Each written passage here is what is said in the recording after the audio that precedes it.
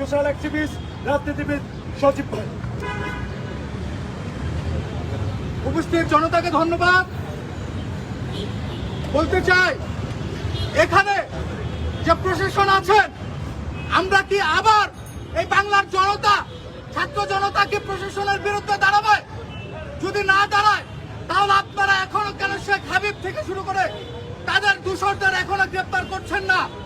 এই top up company যারা পুলিশের পোশাক ব্যবহার করে জুলাই আগস্টে ছাত্র জনতাদের উপর গুলি চালিয়েছে, যারা এই মিডিয়ার হাউস থেকে বন্দুক নিয়ে যারা গুলি চালিয়েছে, তাদেরকে এখনো কেন গ্রেপ্তার করা হচ্ছে না?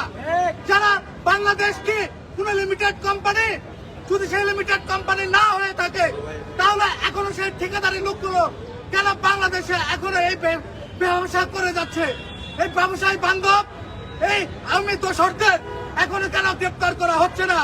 যারা এই জুলাই আহতদের হাত কেড়ে নিয়েছে, পা কেড়ে নিয়েছে, যারা চোখ কেড়ে নিয়েছে, তাদের এখন পর্যন্ত কেন গ্রেপ্তার করা হচ্ছে না? আমরা এদের গ্রেপ্তারের জোর দাবি জানাই। এবং এই শেখ হাবিব গংরা যারা এখন পর্যন্ত বিজনেস করে যাচ্ছেন, তাদেরকে অতি সত্বর গ্রেপ্তারের আনতে হবে। তাদের ব্যবসা বাণিজ্য বাজেয়াপ্ত করতে হবে। আমরা আগামী 7 দিনের আলটিমেটাম আমাদের রাতুল মোহাম্মদ দিয়েছেন। এটা যদি ব্রেক হয়, আমরা জনতা তাদের অফিস আদালতের সামনে গিয়ে জিয়াবত করবো। আমরা জিয়াবতের ঘোষণা দিয়ে যাচ্ছি। এক জীবন, এক বাজি, বাংলাদেশ ভালোবাসি।